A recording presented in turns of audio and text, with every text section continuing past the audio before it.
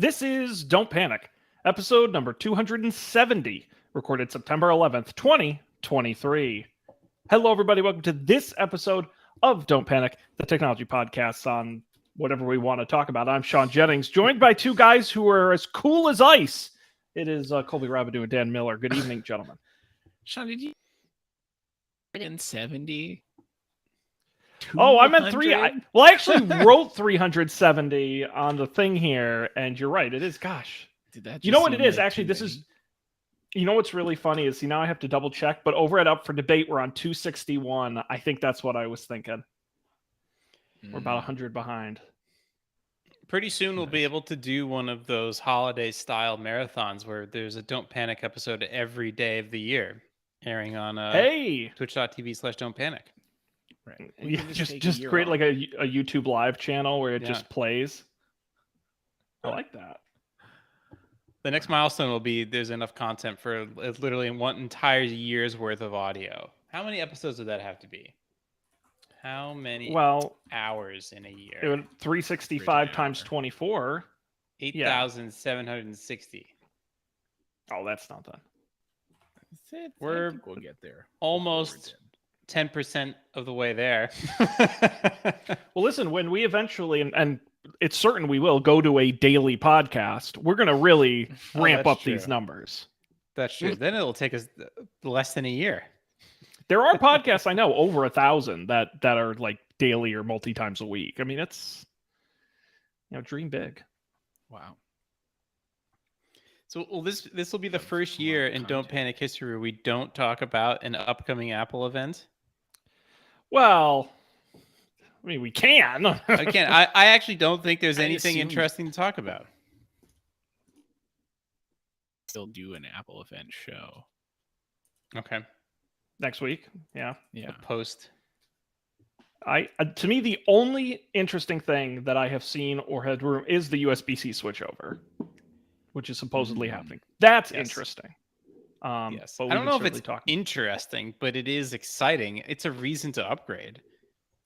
Well, but I have recently learned through my own trial and error that when you buy a Lightning accessory, they're all certified by Apple and exactly the same. I also learned that anyone can make USB-C products, and they're not all the same. Yeah. Including when I bought a charging cable for an iPad that barely charged it. And then I learned you can get different wattages on different cables and different charging bricks. Yes. And that was a poor experience. Oh my God. And then I went and bought the official Apple cord and brick, and it worked great. So I think there's going to be a lot of disappointed people out there when they go to Five Below, buy a very cheap USB-C cable, and find it doesn't work well. Yeah. I'm trying to find this website that there's a guy who reviews USB-C chargers and cables and tries to, here we go. Tries to explain all the different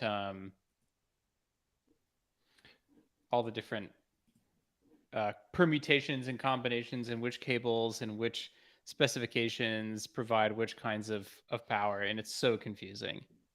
And I bought like Amazon Basics, like it wasn't like a total no name, and they're like, yeah, for charging iPads, and I'm like, okay, and it like was trickle charging it barely at any, and it didn't seem like it was really charging it. Not great. It's crazy. I remember when I went on a quest to USB-C lightning cable that was long, 12 inches long, and that was there's one, and it costs like $80, but I did get it. It does work. Yeah, we're gonna have a lot of permutations now. You're right, because we're all gonna have charging bricks that are USB-A. We're going to have charging bricks that are USB-C. We're going to have Lightning cables left over. We're going to have older devices still using Lightning. I mean, I don't think it was... It's more confusing than going 30-pin to Lightning, certainly, because there are so many USB-C. It's an open standard. So, I don't know.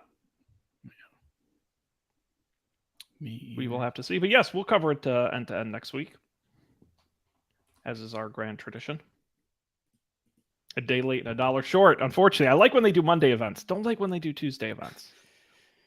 Yeah. Well, we'll just have the most considered opinions. We'll have a lot of time to think about it. Right. I have definitely, when we've done the show, noticed that I have different opinions on the day than I do a week later. So actually, it probably, I don't know which one's better, but couldn't hurt.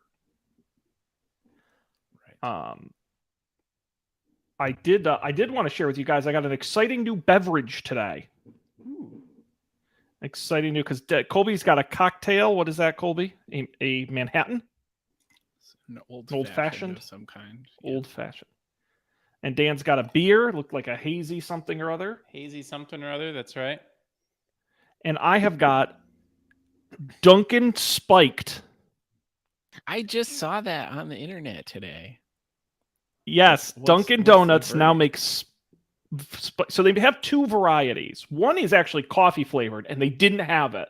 That was what I really, because it was like regular coffee, mocha. I really wanted to try that because spiked coffee is insane. But they also have a line of teas.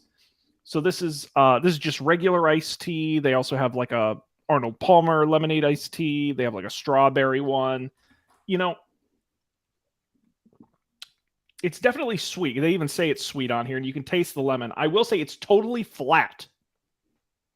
That's what threw me for a total loop.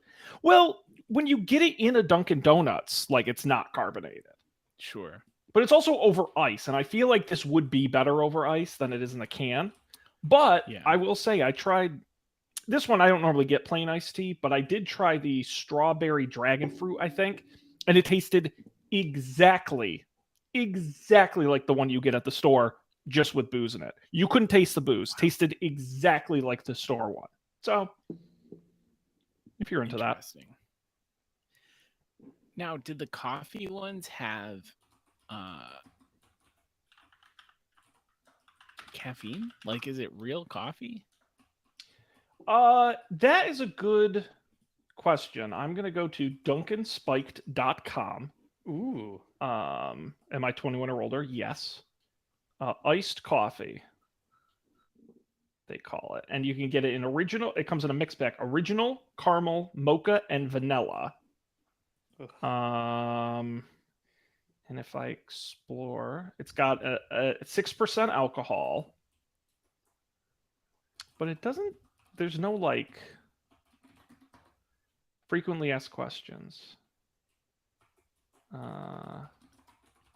Is there caffeine in Dunkin' Spiked? Dunkin' Spiked iced teas and Dunkin' Spiced iced coffee contains real tea and real coffee, so they do contain some caffeine, but less than a typical cup of coffee. The iced teas contain between 15 and 30 milligrams per serving. Dunkin' coffee is about 30 milligrams per serving. For reference, a typical cup of coffee contains 100 milligrams. I did not know these teas were caffeinated, actually. They don't say that anywhere. Now I'm kind of annoyed. I'm going to be up all night. Man, now the party's just getting started. You know, this would be like a great like college thing where it's like, let's get slammed on Dunkin' Spikes. We'll get the alcohol and the caffeine. It's like a vodka and Red Bull. Right. Wasn't that like for... Yeah, back exactly. then, And Dunkin's getting in on the game.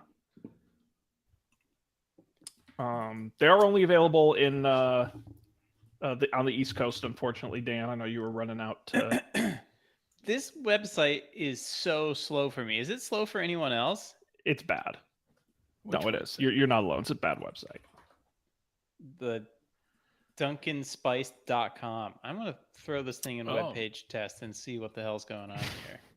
Get to the bottom of it. It takes me 80 milliseconds just to ping the website. For comparison, Google is what? What is Google? Oh, wow. It's so... 5. Well, maybe they're getting a lot of traffic. People are excited. Right. Everyone's going stampeding there from Sean's endorsement just now.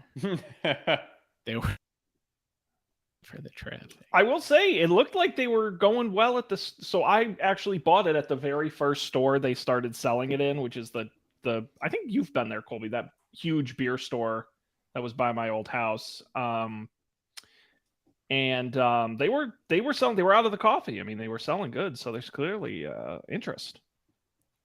But they do make very clear you cannot buy these at actual Dunkin' Donuts locations. No on tap option. Darn. I'm pretty interested to try a variety. Like, Well, let us know if you can track it down. I'd be very curious. I'm gonna keep an eye out.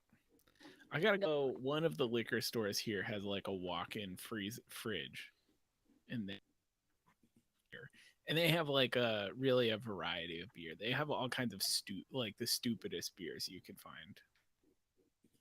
To visit, I went and looked for the weirdest beer I could find. Was an Atomic Warheads. Yeah. Beer. Did It you was try it? very Gross. Yes, we tried it. It was not good. We opened one can. The rest of them, but it was true to form. It wasn't as sour as I was expecting it to be. What are you gonna do? This is a good question for the crowd, though. What is the grossest beer you can recall trying? I know I did a cactus hibiscus beer once that was horrible.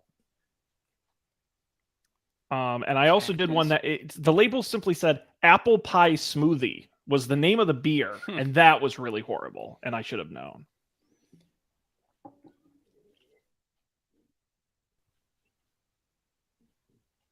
I mean, I think for me, it's got. I don't think I've tried any of the weird ones. I've stayed far away, but I also sort of the first beer I ever had was a Blue Moon. Not terrible. Classic. And I never went down from there. So like at one point post college, I had Coors Light or Miller Light or something like that. And I was like, wow, this is awful. That's probably the worst beer I've ever had. But I've always stayed away from like, oh my God, it's like peanut butter and THC. Like I've always stayed away from shit like that. I vaguely remember there being like peanut butter Extreme Beer Fest, Sean. Some Yeah. things. The great thing about Extreme Beer Fest is after I let you're drinking, so it's just so extreme. Yeah, the sort of dessert adjacent beer. I think I tried one that was like chocolate raspberry. Dark chocolate raspberry was horrible. Those really, I don't understand the appeal. Yeah. Sam Adams Summer Ale for the first time yesterday. She was blown away. Just like, wow, so good. It's barely even. It's great. Their summer ale's pretty good. Gets the job. It's not bad. I will say, Porch Rocker makes me sick. Really? Have you done Porch Rocker? No. It's basically Sam Adams. It's like a shandy. It's got like a little lemonade in it. It's lemony. Oh, it's awful. Can't do it. I had one time we went to Night Shift is a brewery in these parts. A little like beer garden by the river, and we went there once, and I had a beer there that I really liked. So I bought some at the store one night, just like with dinner or whatever. Woke up in the middle of the night. Like I woke up at like 3 a.m. and I was just like, I felt horrible and like couldn't sleep, like terrible. And I was like, wow, that's weird. And then, the next day came around and like I had another one of the beers. This same exact thing happened. I don't know what it is about that one particular beer. It tastes really good, but it affects your grip tonight. It really is. I should have made note of like what kind of hops it is or something. Getting old is hard. Yeah. I have an unrelated technology anecdote. So today, this has happened a couple times, but today I got a series of emails from Facebook saying, your password reset number is here, whatever it says. You requested to change your password. I'm like, no, I didn't. And then like I hadn't opened my email I hadn't opened this email inbox since before you all were here in August, actually. And I looked at it, I was like, oh, there's all these unpaid bills for my old email provider, which I don't really use anymore, but still hosts on my old email addresses. And I was like, oh, and it expired yesterday. So now none of them, I can't receive email on any of these email addresses. So because at first I was like, oh shit, like, does this mean that someone can sign up for my email address and start receiving my like password resets for old accounts? But no, because I had it hosted on my domain, so they can't just use my shit. So I was safe from that. But I was like, okay, it's time to finally move all the other stuff off of this email address. And of course, as with all migrations, the two of the things that hadn't moved over were two of the most important things. Not my bank account, but my Apple ID and and my Steam account, which is not super important, but probably is one of my most valuable digital assets in terms of monetary value. And I moved them over, and it was all no problem. I was like, oh my god, I just couldn't. I was dreading doing the Apple ID thing, but no, I went. There's like this Apple ID website. It's a special website. I forget what it's called, but there's a specific website you can go to manage your Apple ID. You change your password. It sends a push notification to your phone. You say yes. It sends an email to your new email address. You put in the code.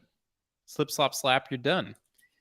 So I paid hundreds of dollars over the last couple of years to keep those old email addresses around because I didn't want to change my Apple ID, and it was fine. So if you're also in this situation, just change it. It's not that bad. Although apparently my iMessage email has now changed, which maybe that will cause some problems, but your iMessage. Oh, So- I see. yeah. Every iMessage account has an email address. Some of them have phone numbers. And the old email address for my Apple ID won't work if you try to send iMessages to it anymore. Right. You know, one interesting thing when you're talking about accounts and stuff, I learned. So I am a Google. Is it Google One?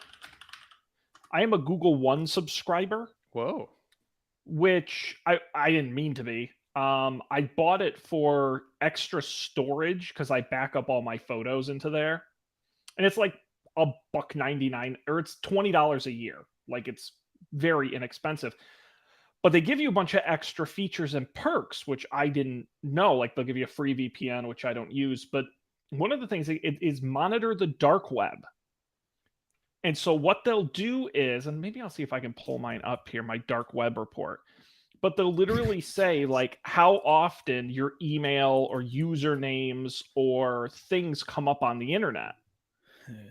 And they'll actually say, so actually, will this actually reveal stuff if I click on it? No, so I'll share my screen so you guys can see my report because it was fascinating to me. But here are the results. And it says based on, like, some of them actually say like what like list on the dark web it came off of, but you'll see all of these here where it was my email, but also my password, like my Zynga was leaked. But on here, they'll say like what the password was. And so I know what passwords of mine are out there. And it's absolutely crazy. You know, like Chegg was busted, you know, Dropbox, all of these. And if I go back to the results list, they'll literally, you know, if my SSN was out there, thankfully none, but my phone number or email, my date of birth, MGM was hacked back in 2019. And that includes my date of birth, my email, my address. It was very strange, but that's to me where it's like, I'm at the point now where it's like, I just turn on two-factor and just assume all of this stuff has been stolen. I was shocked at how much is out there. What number is like out in the dark? Do you have any recourse? Like is there anything you can do, or you just like prepare to deal with identity theft for the rest of your life? I think you just have to be vigilant and hope your bank is reasonable. Jeez. I mean, I had a situation where, you know, my mother has a number of illnesses and she was getting ads for like medications very specifically targeted to that illness. And she's like, how'd they know? Did they get my medical information? I'm like, you joined a bunch of Facebook groups of people who have this illness and Facebook sold that data. Like, there's so much information out there anyway. I just assume it's all public and, you know, whatever. That's where two-factor pass keys or some of this other stuff come in.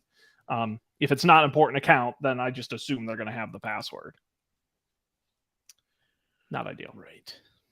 No, it's not. But Did anyway. you guys see that car thing? Oh, that was brutal.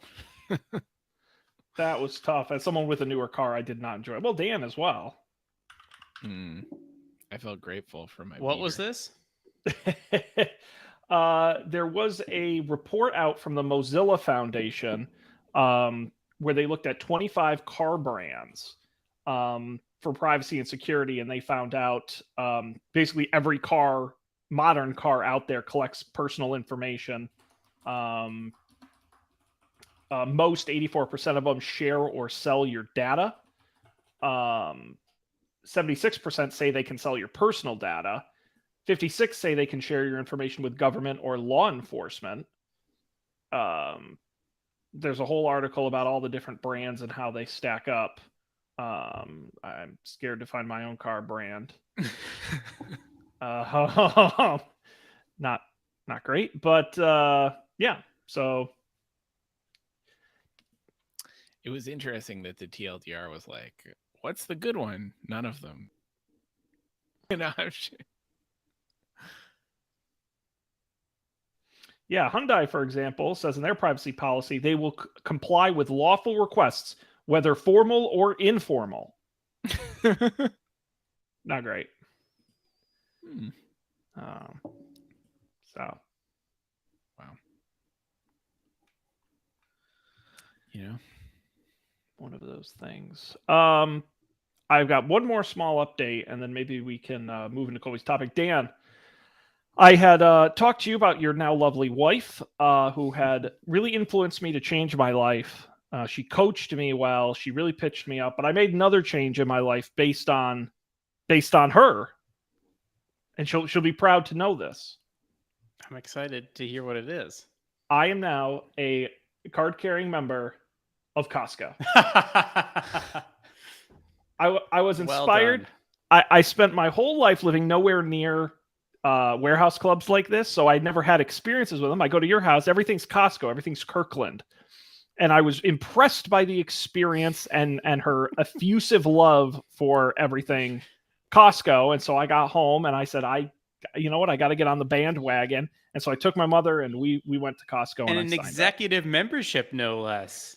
Well, okay. Hey, listen. All right. Don't listen. I'm not some. They have a deal for first time people where you get executive for the first year at the cost of the basic. So I did not splurge, although I am getting 2% back on my purchases. But Dan, I got it with your executive membership. You have to be an executive if you want to use like the optical shop or the tire shop or the travel service, like all the outside services. Wow. You also get 2% back on your purchases. It's kind of like REI. You get it. I think you can get it as cash. Yes. But usually you just take it off of your bill when you next buy something or something like that. So I went to Costco for the first time, and I kid you not, I felt like the most yokel tourist. I was walking around, Gee whiz, look at, wow, that's so big. 5 gallons of olive oil. Come here, you got to see this. Like, I literally said, come here, you got to see this about 30 times. So I was, whoa, that's 5 pounds of ground beef. Look at that. Oh, my God. But I left with $500 worth of stuff. I saved a bunch of money, and I've been enjoying fine Costco products. So far, it's been a grand success. Wow. So what did you get? Because like it's funny because just this weekend we were like, how come we go to Costco every 2 months and we spend $300 at Costco? Like maybe we shouldn't do that. But it sounds like you spent even more than that and feel like you save. But I think Costco is really good for some things.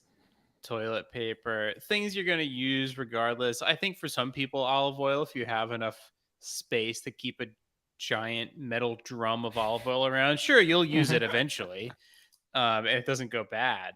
But other things, I think they get you with like the muffins. Like, oh look, it's a giant crate of muffins, and you have to get 2 of them. They don't even come bundled. You have to pick up 2 and bring them over. So, anyways, I'm curious what you got. Yeah. I will say I was kind of price checking as I was going through against stuff I normally buy, and my back of the napkin math was about 20% savings on name brand and up to 30 to 35% on Kirkland stuff. So the savings were Nice. there. I don't doubt that. But it was a lot of paper towels, toilet paper, napkins. I didn't really buy any fresh or frozen stuff.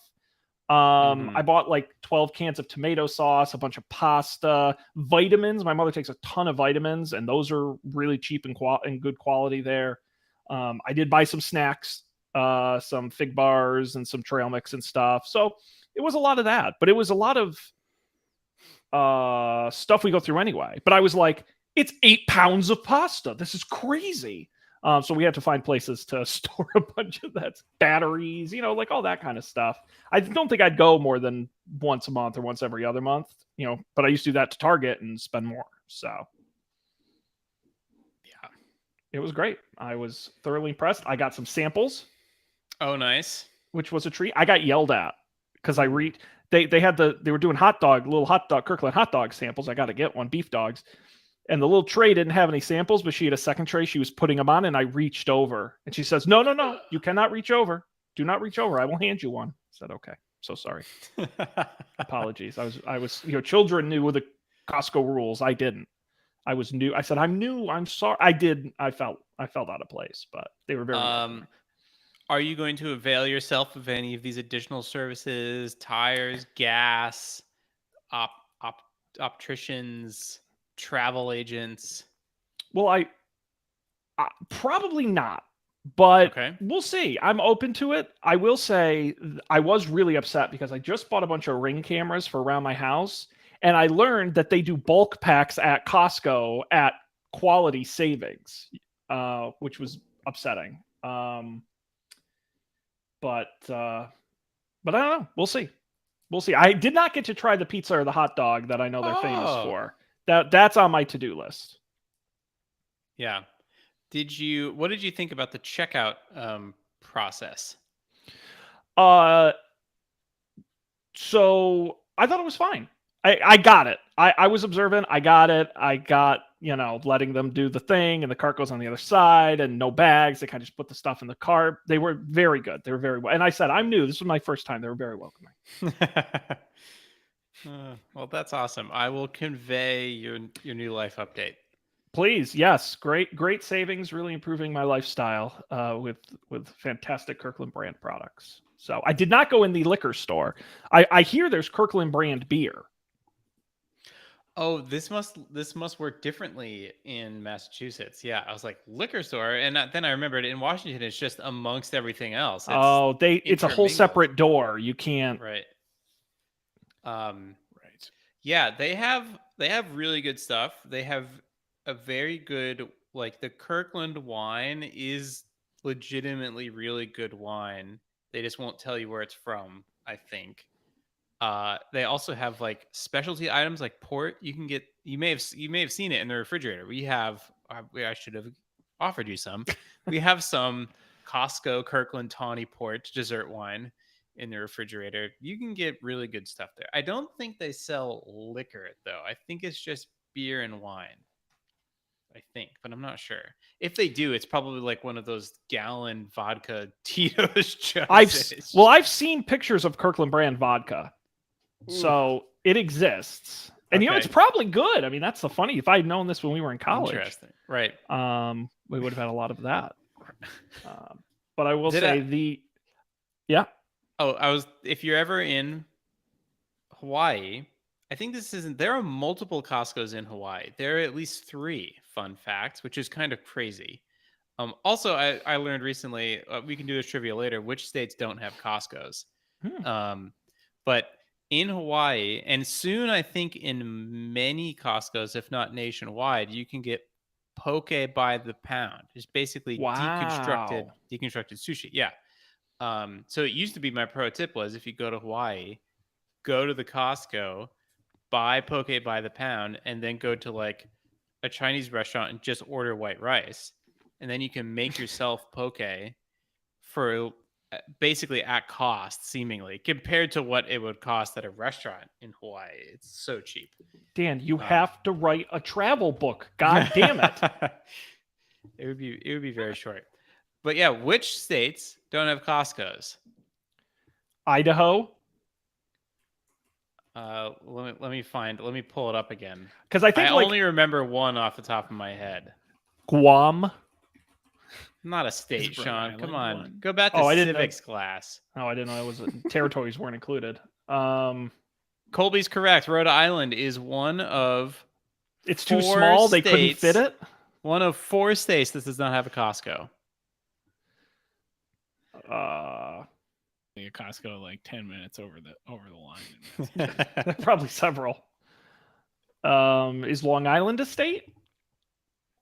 No. State. Delaware? Nope. Delaware has one. One. What about DC has one, and that's not even a state. Mm. Alaska has 4, which is insane. Hawaii Alabama? has 7. Alabama has 4. They start with W. 2 of the remaining states that don't have Wisconsin. Costco's. Wyoming. Wisconsin has 10. Okay. West Yeah, Virginia. Wyoming's not a place. West Virginia. Okay. And Maine. Though Maine is getting its Oh. first Costco anytime Let's now. go. It's supposed to open this fall. Which states have the most Costco's? Top 3. Well, what state did it start in? Washington. So then is one of them Washington? That is the second most, I think. It's the third most. That is number 3. That's the curveball. The other 2 are easy. Florida, Texas, California, New York. California and Texas. Yeah, Yeah. California, number 1, far and away number 1, 134 Costco locations. Texas, Now, barely ahead of Washington at 38. Washington State has 33 Costco's. wow. Now, which And for reference, Massachusetts has 6. And I went to one in Connecticut, so it doesn't even There you count. go. Connecticut has 8. That's I shocking. actually have- How does Connecticut actually have have- more Costco's? I have 2 within 20 minutes of me, which is very surprising. So I feel like Connecticut we has don't have one any more Costco than 20 Hawaii, minutes. which is just a bonkers stat. there isn't one down that end of the state, No, Connecticut has 8 Costco's, but and none near Hawaii Boston. has 7. It's just Oh, it's just inconvenient. Wow. Now, which state has the most Costco's per capita? That's a great question. It still has to be California at 136. That's a lot of Costco's. Well, that's next on my list is to dig into the website. There's got to be some crazy stuff on here. There is stuff that's only available online. I want to get like really crazy stuff. I'm looking right now that they've got all kinds of yeah, you can buy a shed, but a shed it's a house, but it looks like a shed. It's Anyway, a house. A home? well, it's home? a That a shed person that's lives a in? house. Oh, the shed looks like a house. No, the house. No, it's a shed that looks like a shed, but it's a house. Only Costco, man. You can get bottled water delivery, pet insurance, truck rentals, home insurance, checks. That's you can buy a car. Mm-hmm. Mhm. Window blinds. Ooh. It's crazy. I'm gonna have to dig into the home improvement section here and see what I can get a jacuzzi bath remodel. Wow. Thanks, Costco. You can Nice. buy an RV.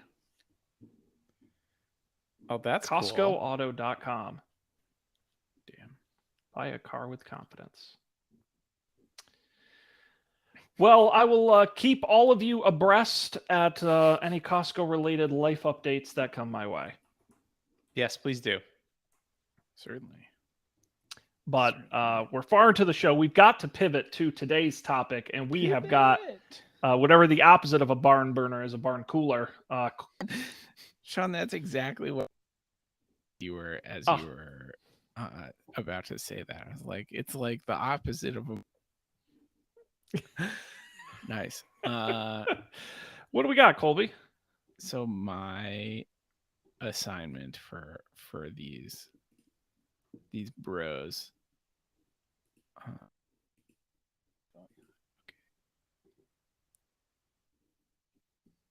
Am I successfully sharing? Yeah, I am. So my assignment was to check out this blog called it's brr.fyi, burr.fyi, and it's a blog that it's mostly pictures. There are some words that go along with the pictures, but it's a person who works in IT at the research base in Antarctica. It's pictures of stuff, mostly frozen stuff, from the base, and I think it is weird that it's very, very interesting stuff, just like a backwards world where they live. But I think our it's cool. But our assignment for today was to pick a and Dan didn't do his assignment. What a jerk. Well, I read the entire blog, so now I just have to do the assignment and retroactively pick a post. Just pick your favorite one. I see. I should. Well, Okay. I'll buy Dan some time to find a post. Colby, how did you come across this blog? I don't remember. Someone posted it on Twitter or Hacker News or something. It was one of those, that I discover links to things. But I mean, I added it to my RSS. I've just been consuming, Sean, I have several articles that I could talk about. So I think that we should just complete the assignment and I'll go last so I don't steal someone's, or I can go first. Up to y'all. I mean, Colby, is there any place in particular you want to start? I can pick one here. Let's see. If I switch tabs. No, it's not. No, I think it's by tab. Let's see. What was the one? I like this one. This one is very basic, but it's like stuff. One of my favorite quotes from the blog is, "One thing all of these stations have in common? ? Nature is them and succeeding." So it's just like pictures of stuff like buried in the snow. It's like huge, vast snow with like a building there, like snow drifts that are. It seems like one of the buildings is like, kind of like a house near the beach. Mm-hmm. Them up on stilts. It's like that, but for snow. But it also, a lot of the buildings are like that actually. It's like you can walk like under them. They're up on pylons. Some snow covering stairs. Good stuff. Apparatus with treads. It's like a big tread thing. Snow as far as the eye can see. Oh, I like this one. A question I had that I didn't see addressed, but some of these articles I skimmed, such as this one. do they undertake any snow clearing activity, or do they just live with the snow? And is everything designed to just accumulate tens of feet of snow? I think a lot of it is designed to accumulate snow. Like I think these buildings here, like they kind of look like something they're like Right. I sort of guess like this is archy betraying it half though, circle because buildings. those look like plows parked in front of those buildings. Right. So I think So I think the answer is both. Like some of the buildings are supposed to be covered in snow, but like you have to clear the doors, right? Right. You have to be able to Well, get that into was- them. One of the things in reading through the posts is this gentleman's been in 2 locations. He's been at the I'm not going to remember the names of them. Macrudo or something. McMurdo, McMurdo. which is sort of that's the larger base, and in some of the pictures, it's almost like a small town. I mean, there's multiple buildings. There's like a barber shop and like post office and normal things. And then he now, and by the way, this is an ongoing blog. His last post was August 20th, so this is active. He's down there right now. He's moved out to a much more isolated location on the true South Pole. Oh, interesting. Nice. And so it seems like in some of the photos of the town in McMurdo, it seems almost like the Alaskan towns maybe you've seen on TV or anything like that, where it's just a bunch of buildings in a very industrial sort of setup. Right. Yeah. It's cool. It's very otherworldly. I was looking before. You can see it. McMurdo. I think he said it was a population of around 2,000, give or take, at the peak of summer, because some tourists come in and things like that. Where he is on the South Pole now is around 200. Wow. I like this view of the satellite photos. Okay, like all of the satellite photos on Google Maps, like different times of the year, and so sometimes the ocean is frozen, and other times it's not. Yeah, it's very silly. Wow. And look at that. They even got roads marked here on Google Maps. Right. There's a fire station. Well, that's what's wild is everything's got to be shipped in, obviously, and that includes cars. And I mean, anything that's there was brought there by ship or by plane. Right. Yeah. That leads to one of my things, and maybe this could be my favorite post, the doing laundry post. I liked that there were ironing boards there, because that like I saw that it wasn't mentioned. And I was like, man, that doesn't seem essential at all for people who are taking 90-second showers every 3 days. A nicely pressed suit, it's got to be the least of your worries. Plus, that takes water, which is precious stuff. So I thought that was funny. But then it was also interesting to me that it seemed like all the laundry machines, or many of them, were different. Not in that photo, but scroll down to one of the other photos. Like this one. Doesn't that seem like a nightmare? If it takes so long to get these parts, you have 2 different kinds of washing machines. At least there's 3 different ones there, possibly 4. So I thought that was interesting.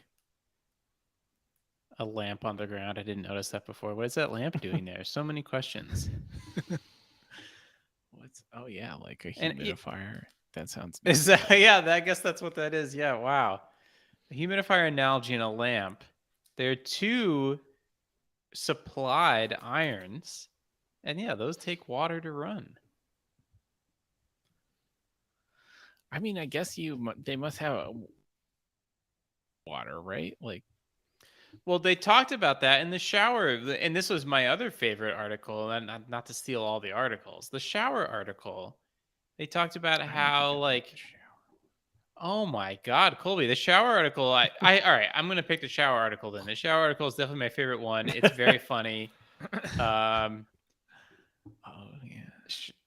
showering at the South Pole. He goes through like the various ways that you could arrange your allotted shower seconds. If you showered every day, you could only shower for 30 seconds. If you save it to the end, you could shower for, I forget what it is, like 45 minutes or something like that. If you didn't shower at all for 90 days. Wow. But in here, he describes and how the water is procured, which is also interesting, where they take heated water, I think. So it's kind of interesting. You have to start with water, take hot water, pump it down into this giant pit of snow or ice, and then it melts the water, and then the water floats to the top, and it creates this sort of interesting well where you can renew the resource, but it's kind of like a hot water heater in your house. You have to be able to heat up the water fast enough, but it's even slower than that, right? Because you heat up the water, and then you got to pump it down, and then you got to wait for the ice to melt, and then you got to wait for it to float to the top. So it takes a lot longer to get water at all. Never mind hot water. Yeah, I'm surprised but I guess an iron doesn't use that much water, like a liter, if that, probably. Right. Yeah. See, I must have started this. And it said, if you're only here for a tedious discussion of infrastructure, you might want to skip this post. And I guess Thought he was going to get a little too personal on the showering. It's really funny. You should go cool. through and read it. I like the equation here. Yes. I will say, in terms of a blog, it's actually pretty well written, I thought. The content was interesting, not too wordy or too long, a good mix of photos and even some video in there. It was actually pretty enjoyable to read. Yes, I wrote down, I love HTML5 videos. I can just click play and it plays. I can AirPlay it. I can full screen it. I can swipe it to the side. It was great. It's always a YouTube video, and you can't do any of that stuff with YouTube videos. Mm-hmm. Yeah, I mean, that's one of the things he talks about early on is the internet connection. It's not streaming video fast. It's all from satellites. So it was nice to get all this HD beautiful content out of there. I think on your screen here now, Colby, is Frost, which I enjoyed quite a lot because one of the things he does post about a lot is like signs and like just mundane shit, which I find fascinating. And it's just a whole blog post that talks about how things are stored. There is some heated storage, but not a lot. And anything that doesn't absolutely have to be warm, they have it in this giant logistics warehouse. The outside temperature is averaging negative 56 degrees year round. In the warehouse, it's about negative 40. And so everything is extremely frozen. And he's got these great pictures throughout of frost covering everything, frost covering the food. There's like bottles of spices. And they'll actually get food years in advance and it'll just stay frozen, obviously, in the event of an emergency. It'll just be huge vats of food. And then where he's staying now, where it's truly abandoned, like there are no planes for like 3 months during the peak of the winter, which is happening right now. There's no fresh food. Like all they have, there's a post, I think it's called, My Last Egg.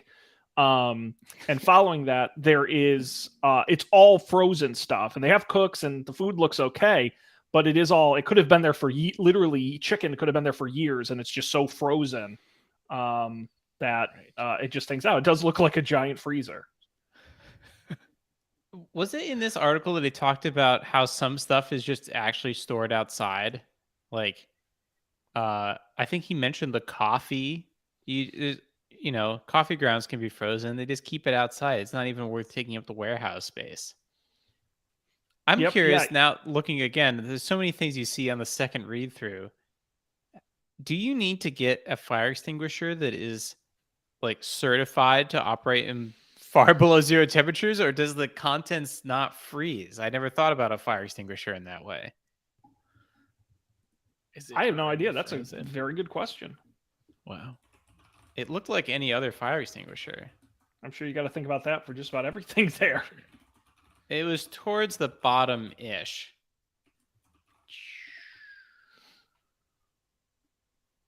Fire alarm. Oh, yeah. There you go.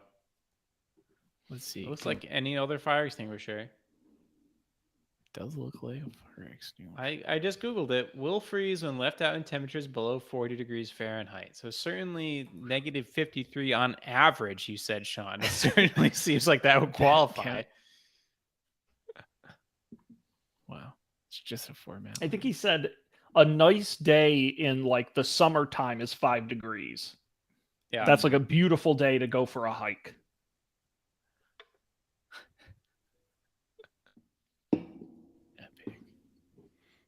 I was also thinking, and not to just keep stealing everyone's favorite articles, when I was reading this article, when I was reading the one about the greenhouse, I don't remember if that was its own article or it was included in a different one. I think it may have been one about food.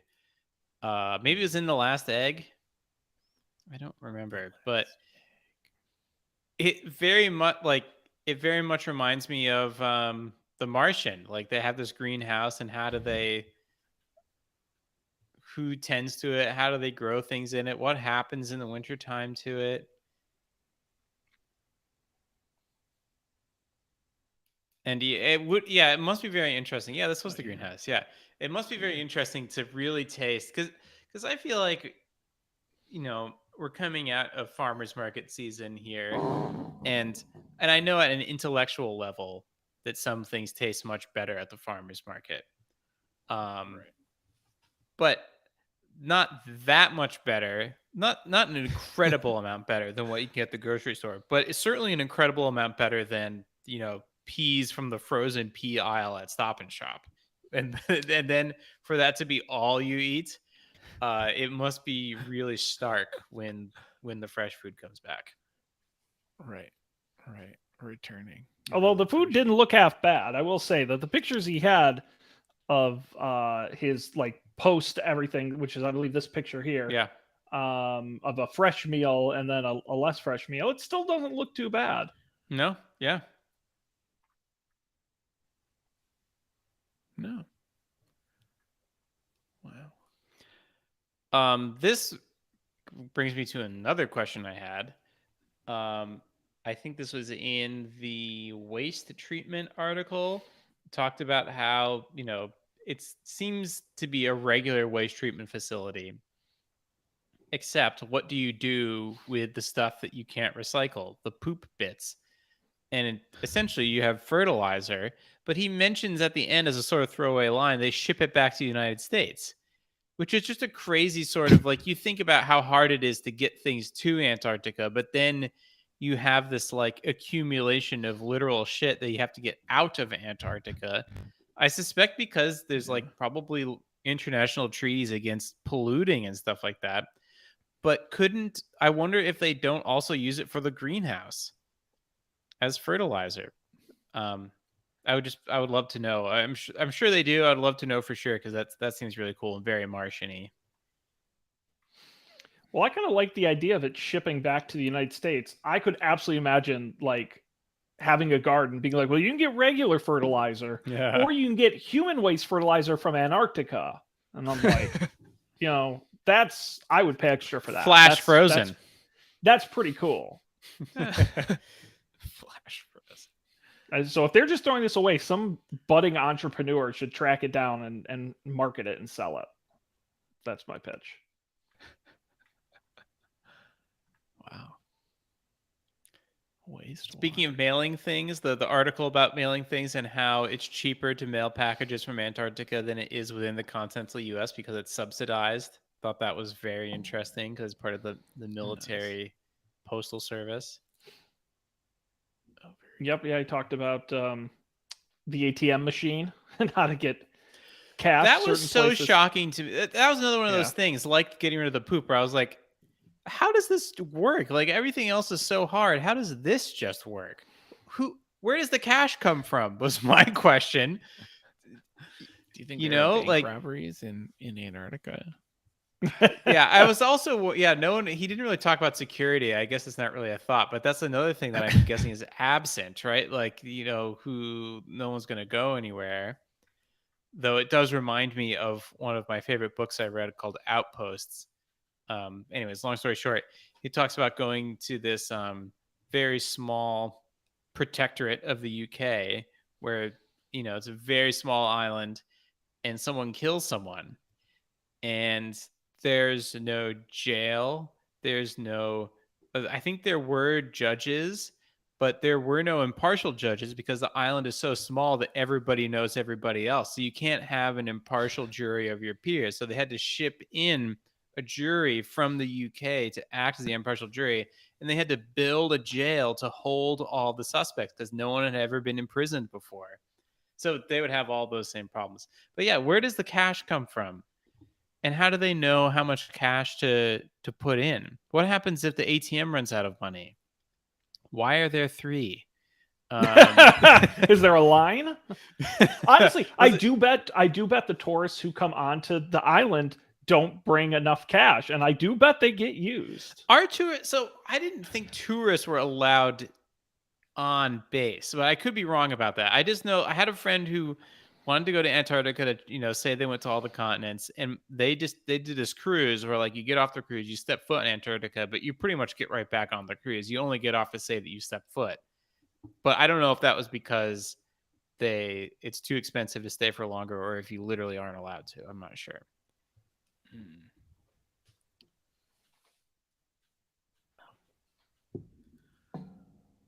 Wild. But yeah. But this was a great pick, Colby. Very interesting. Well, I learned a lot of stuff. It's a good, as far as blogs go, pretty darn good. It's a nice picture to word ratio. Like there's a lot of good stuff and not that many words. It's great. I will say, unfortunately, according to the About section, his time in Antarctica will end probably around November. So that's when his contract expires. I don't know if there's the option to extend it, but we'll see. My real question for you two is, they don't need marketing people in Antarctica, so I'm not going there to work anytime soon, but you guys are smart computer people. And according to the websites I'm browsing, there are open positions. What kind of yes, positions? a senior computer technician. Is that something you can do? I worked in IT at Mayor. I was gonna say, that's experience. the same thing. And fun fact, I'm 2 degrees separated from someone else who lives there, so I would even have a friend. You got in. Wow. You got in. That's my question to you guys. Would you guys go and do a tour in Antarctica? I could see a world where I wouldn't do it in the world I live in now, but I could see a world where if I had fewer obligations, it's one of those things, right? Like skydiving. How many people can say that they did that, and you could get paid to do it, and I didn't have anything better to do? Yeah, I would do it. And I think I've literally trained for this my entire life, being an only child and an introvert. So it would be fine. Famous last words. Right. Yeah, I think I feel the same way. If I had let even than I have going on now, I would be down. Totally wild. Like the blogger makes it sound very compelling. Here's another question that you just made me think of, Colby. Because if you're in the military will provide housing for you and your entire family when you get put on base in Hawaii or Alaska or Germany or wherever. Can people who have families bring their families to Antarctica, or is there a preschool, or is it all like adults only? It's got to be adults only, I imagine, but that's a very unique sort of situation. I'm scanning some of these job listings. They're absolutely fascinating. It does not specifically say. Interesting. I assume relocation is paid for. Yeah. Yeah, but they're also all temporary assignments. I mean, all of these say it's for a season. I am on this careers page, guys, and here's some of the open positions you can have. You could be a beverage supervisor, a hairstylist, Ooh, a hazardous waste technician. You can be the lead baker. They need a postal supervisor, a sous chef, a solid waste supervisor. I'm assuming that has to do with the bathroom operations. A lot of people in waste management. They need a lot of people there. A steward coordinator, which is a janitorial role. A spill response technician. So they are hiring. Wow. Do you have to have prior experience? On most of these, let's see. If you want to be the hairstylist, it's the summer season. You get paid $583 to $663 per week. You do have to be a graduate of cosmetology or barber school with a minimum of 2 years experience as a hairstylist, but that's it. Let's start on that right now. Honestly, Hang it out in a couple of years. something to think about. I love it. Awesome. Well, good one, Colby. Nice. We did it. Yes, we did. Now, gentlemen, before we wrap up for this evening, we already said we're doing the Apple event next week, but it is my turn. And unfortunately, you guys now have to suffer through 2 weeks of my topic because you have homework. Uh-oh. One of the cool things about this is that it does not have to be technology related. And guys, this week officially kicked off the NFL season. Okay. Lots of exciting things about the National Football League, but one of them is something called daily fantasy football. Are you familiar with daily fantasy football? No. Excellent. That's the exciting thing. The idea is each week. Sean, is this a ruse to take our money? I'm here to steal your money. No, the exciting thing is there's no money involved, just bragging rights. The way it works is each week you essentially roster a team. You pick a quarterback, some running backs, some wide receivers, and you roster a team and you get points for what they do on the field. But the challenge is each player has a dollar value. A great player might cost 9,000 fake dollars, where a not so good player is 5,000. You can only spend 60,000 to create your roster. So there's some strategy and thought. Guys, the three of us are going to go head to head both this weekend and next weekend. So we get to run 2 of these before our next episode. And we're going to see who's best at it. Now, the exciting thing is there's lots of ways you can create your lineup. You can just pick randomly and hope for the best. There's a tool in the app. There's websites that'll coach you through it.